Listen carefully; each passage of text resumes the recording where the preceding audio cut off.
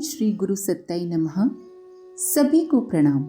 पिछले वीडियो में हमने सुना व्रत अर्थात संकल्प और अनुबंध अर्थात आंतरिक अनुशासन मानव जीवन को उच्च बनाते हैं।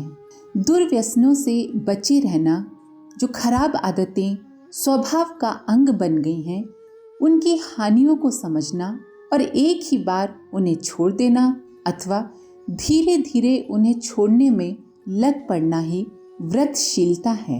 जो सत प्रवृत्तियां अभी विकसित नहीं हो पाई हैं, उनका विकास करने में उत्साहपूर्वक लग पड़ना अनुबंध है। संकल्प अकेले ही पर्याप्त नहीं होता, उसे खाद पानी देना भी जरूरी है और ये तभी संभव है जब मनुष्य सत प्रवृत्तियों को जीवन में धारण करने के लिए तत्परता से जुट जाए। यदा कदा पनप उठने वाली बुराइयों को, दुष्प्रवृत्तियों को समय समय पर काट छाट करते रहना बहुत जरूरी है। ये एक ऐसा तथ्य है जिसे हर मनुष्य को सतत ध्यान में रखना चाहिए। यदा कदा पनप उठने वाली बुराइयों की, दुष्प्रवृत्तियों की कटाई छटाई समय पर करते रहना बहुत जरूरी है। ये एक ऐसा तथ्य है जिसे हर व्यक्ति को हमेशा ध्यान में रखना चाहिए। कहा गया है कि मनुष्य अपने भाग्य का निर्माता आप है। इसका अर्थ यही है कि चुनाव की स्वतंत्रता को ध्यान में रखते हुए मनुष्य को उचित सही मार्ग के पथ का ही सहारा लेना चाहिए, अवलंबन लेना चाहिए। कोई और साथ न दे तो अकेले ही अपने पुरुषार्थ के बल पर अपना लक्ष्य निर्धारित कर श्रेय पथ पर चल पड़ना चाहिए। महापुरुष लीक पर न चलकर इसी कारण अपना मार्ग स्वयं बनाते एवं उत्कृष्टता का वर्ण कर प्रगति के चरम शिखर पर जा पहुंचते हैं। आइए इसी क्रम को आगे बढ़ाते हैं। ऐसे दृढ़ निश्चय मनुष्यों से अगणित लोग प्रभावित होते हैं और उनका अनुसरण करते हैं। ऐसे मनुष्य भव्य मंगल स्वरूप होते हैं। दुर्जन उन्हें प्रभावित नहीं कर पाते, वरन ऐसे लोग अपनी सज्जनता के प्रभाव से दुर्जनों को बदलने में भी सफल रहते हैं। रामकृष्ण परमहंस आरंभ से ही ब्रह्मचर्य से रहते थे। इस बात की परीक्षा करने के लिए रानी रासमणि के दामाद किसी बहाने से उन्हें वैश्या के कोठे पर ले गए और स्वयं अलग हो गए। पूर्व योजना के अनुसार वैश्याएं रामकृष्ण परमहंस को लुभाने का प्रयत्न करने लगी। परमहंस जी ने जोर जोर से माँ माँ कहना आरंभ कर दिया। वैश्याएं डर गईं। परमहंस की आंखों से आंसू टपकने लगे। इस प्रकार परीक्षा वाला खेल खत्म हुआ। महानता के पथगामी किसी भी परिस्थितियों में सिद्धांत से डिगते नहीं हैं। एक बार की बात है, बंगाल के दिवंगत नेता डॉक्टर विधान चंद्र राय कलकत्ता मेडिकल कॉलेज में डॉक्टरी पढ़ रहे थे। उनके एक अंग्रेज प्रोफेसर थे जो अपनी घोड़ा गाड़ी से बाजार की सैर करने के लिए निकले। दुर्भाग्यवश उनकी गाड़ी एक ट्राम गाड़ी से टकरा गई। ये घटना विधान चंद्र जी के सामने ही घटी। प्रोफेसर साहब ने गाड़ी के कोचवान के विरोध में विधान चंद्र राय जी को झूठी गवाही देने के लिए दबाव डाला। वस्तुतः गलती कोचवान की नहीं थी। विधान चंद्र इस पर सहमत नहीं हुए। प्रोफेसर उनके एक विषय की मौखिक परीक्षा के इंचार्ज थे। उस प्रोफेसर ने विधान चंद्र जी को मौखिक परीक्षा में फेल करके अपनी नाराजगी का बदला चुकाया, पर नवयुवक के ऊपर इसका कोई विशेष प्रभाव नहीं पड़ा और पूरी लगन निष्ठा के साथ वे दूसरी परीक्षा की तैयारी में लगे रहे। अब प्रोफेसर साहब की अंतरात्मा उन्हें अवांछनीय कृत्य के लिए कोसती रही।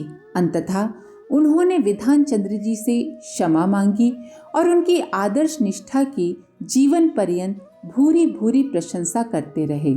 श्रेष्ठता के राजमार्ग पर चलते हुए प्राण न्यौछावर करना भी पड़े तो भी जो अपने प्रण से नहीं टिकते, इतिहास उन्हीं को याद करता है और उन्हीं से प्रेरणा प्रकाश पाता है। उन दिनों दार्शनिक सोलन की बहुत ख्याति थी। उनके द्वारा कहे गए वचन सर्वत्र प्रामाणिक माने जाते थे। यूनान के बादशाह के मन में आया कि वो दार्शनिक सोलन को राजमहल में बुलाकर अपने वैभव दिखाए, उपहार दे और उनके मुंह से अपनी प्रशंसा सुने। इस प्रकार सभी उसे बुद्धिमान, शूरवीर और धर्मात्मा मानने लगेंगे। उसने सोलन को किसी बहाने राजमहल में बुला लिया और अपना वैभव दिखाता रहा। उपहारों का उनके सामने ढेर लगा दिया, पर दार्शनिक चुप रहे। बार बार पूछने पर भी उन्होंने कुछ नहीं कहा। जब उन्हें विवश किया गया तो उन्होंने इतना ही कहा, मेरे चुप रहने में ही भलाई है। प्रशंसा करने योग्य मैंने कुछ नहीं देखा और निंदा सहन नहीं होगी। बादशाह खींच गया। उसने खंबे से बंधवा कर सोलन को गोली से उड़ा दिया। बात पुरानी हो गई। उस बादशाह पर दूसरे राजा ने चढ़ाई की और जीत लिया।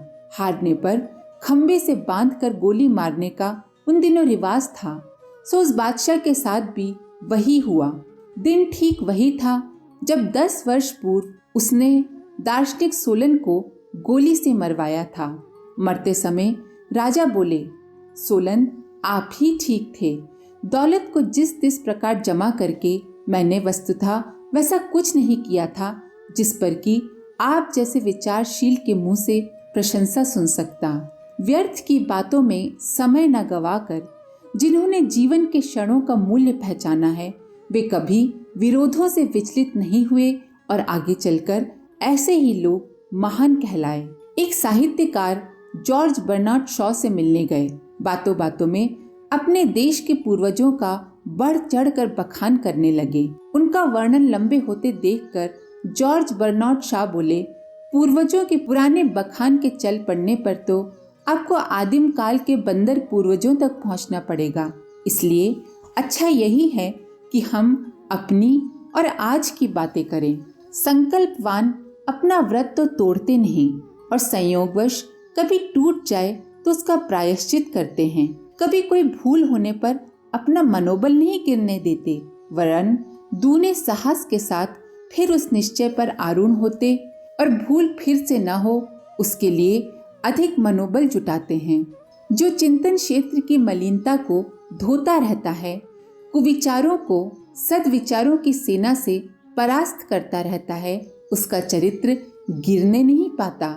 चिंतन की भ्रष्टता ही आचरण में दुष्टता का समावेश करती है। जो इस तथ्य को समझते हैं, जानते हैं और बुराई के आकर्षण से आत्मरक्षा करते रहते हैं, उन आत्मिक क्षेत्र के धनुर्धरों को ही भगवान का सच्चा प्रेम और सहयोग मिलता है। जिसने अपने को जीत लिया वो और किसी से हारता ही नहीं। आत्म विजय को ही विश्व विजेता कहते हैं। अनुशासन यही सिखाता है कि जो भी मन में सत्संकल्प रूपी बीज उठा उसे पूरी निष्ठा से निभाया जाए। ऐसी स्थिति में महामानवों के पास उनकी बहुमूल्य संपदा मनोबल ही उनका सहायक बनती है। वे चरित्र निष्ठा पर कड़ी दृष्टि रखते हैं एवं बुरे विचारों को अच्छे विचारों से काटकर अपने चिंतन को परिष्कृत बनाए रखते हैं। जिन्होंने इस प्रकार अपने भीतर को सही कर लिया है, अपने पर अंकुश लगा लिया है, उन्हें ही सच्चे अर्थों में शूरवीर कहा जा सकता है। गांधी जी के आश्रम में प्रत्येक व्यक्ति के लिए सप्ताह में एक दिन का अस्वाद व्रत अनिवार्य था। एक दिन गांधी जी के पुत्र देवदास के उपवास का दिन था। उस दिन कड़ी बनी थी। कड़ी देवदास को बहुत प्रिय थी।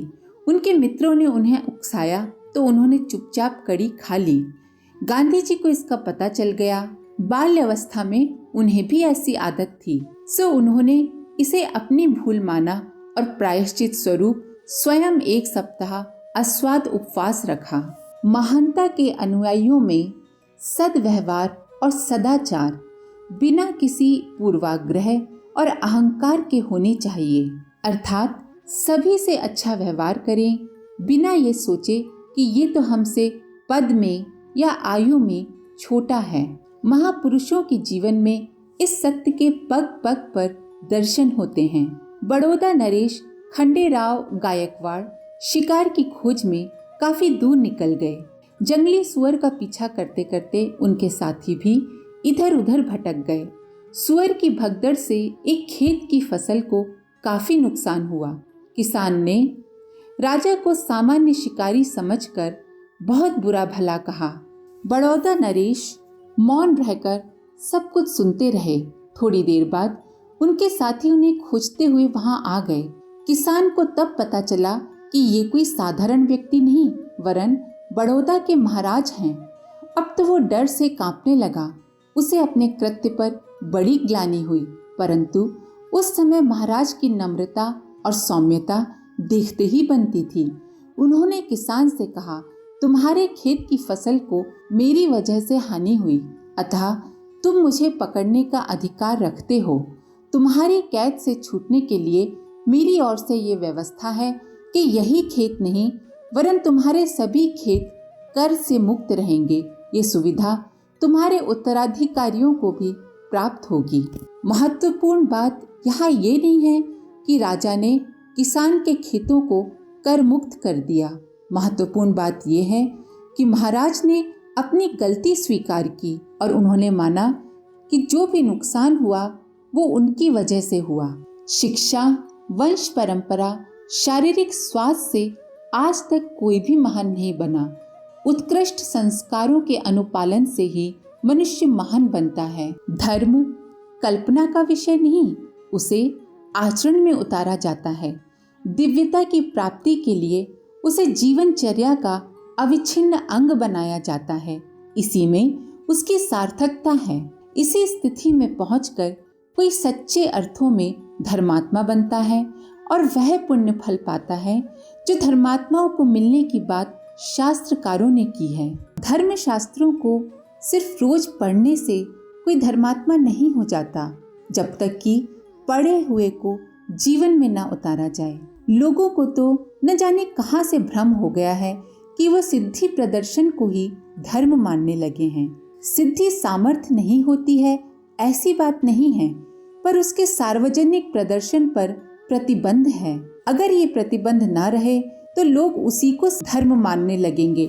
जिसके भी पास छोटी मोटी सिद्धियां हैं उसी को संत मानने लगेंगे और सार्वजनिक जीवन में आडंबर बढ़ जाएगा। वस्तुतः धर्म तो उत्कृष्ट संस्कारों का अपने जीवन में पालन करना होता है।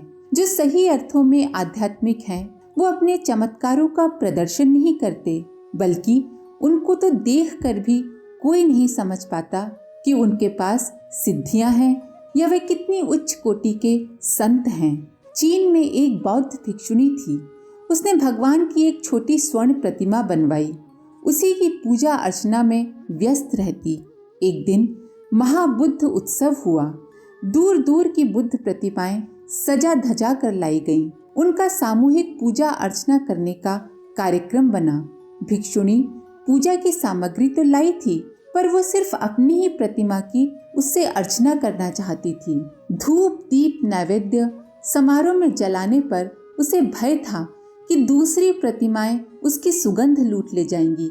इस हानि से बचने के लिए उसने अपनी धूप का धुआं एक बांस की पोंगली द्वारा अपने लाई हुई प्रतिमा की नाक से सटा दिया।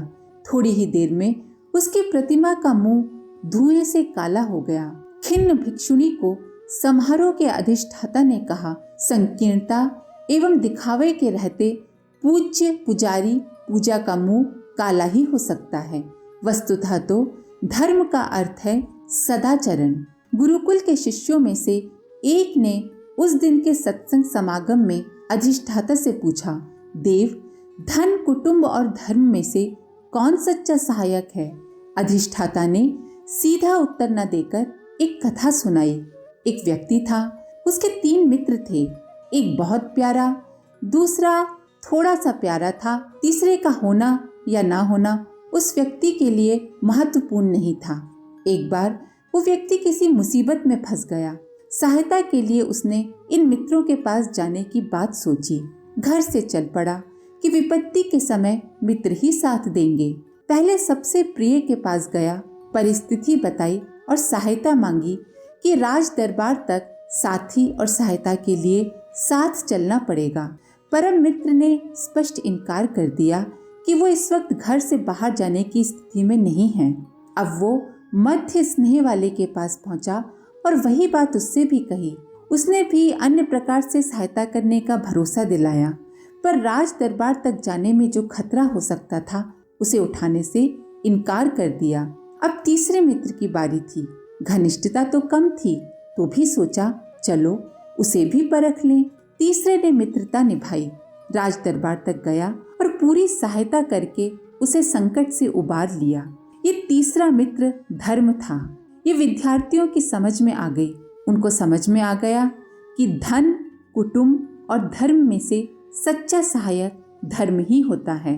हमें अपने कुटुंब से, धन से बहुत ज्यादा आसक्ति होती है। हमारे काम धर्म ही आता है। धर्म को जीवनचर्या में आत्मसात करने वालों की आज सच्ची आवश्यकता है। ऐसे लोगों से ही धर्म धारणा का विस्तार होगा। प्राचीन काल के इस सत्य को फिर से प्रतिष्ठित किया जाना आवश्यक है। कंबोज के राजा विंग मिंग अपने राज्य के लिए किसी धर्म पुरोहित की खोज में थे। तीर्थाटन करते हुए एक विद्वान राज दरबार में पहुंचे और बोले, मैं त्रिपिटिकाचार्य हूँ। मैंने बौद्ध धर्म का गहन अध्ययन किया है। राज्य पुरोहित के रिक्त स्थान को भरने की मैं अपने में क्षमता देखता हूँ, सो वो पद पाने के लिए आपकी सेवा में चला आया। राजा ने उनका यथोचित सम्मान किया और कहा, आपने जो पढ़ा है कृपया उसे एक बार फिर पढ़ें, उसके बारे में चिंतन मनन करें। उन आचार्य को क्रोध तो बहुत आया। उन्होंने सोचा ये उनकी विद्या का मजाक उड़ाया जा रहा है, तो भी राजा से झगड़ने की बजाय 1 वर्ष का समय निकाल देने में उन्होंने बुद्धिमानी समझी। दूसरे वर्ष वे फिर पहुंचे। राजा ने उनको फिर 1 वर्ष के लिए पढ़ने और उस पर मनन चिंतन करने की बात कहकर लौटा दिया। पुरोहित को बहुत खीज आई और वे दरबार में जाने की अपेक्षा एक नदी तट पर एकांत सेवन की उपासना करते रहे। राजा उनके बारे में जानकारी लेते रहते थे। जब राजा को पता चला कि वे अब एकांत सेवन करते हुए उपासना कर रहे हैं, तो राजा ने दरबारियों को साथ लेकर उनके पास जाकर अपने साथ चलने का आग्रह किया। इस बार पुरोहित खीजे नहीं बल्कि शांत भाव से बोले, अप दीपो भव, अर्थात अपने को दीपक बनाओ, ताकि उपदेश से नहीं चरित्र से लोग प्रकाश ग्रहण कर सके।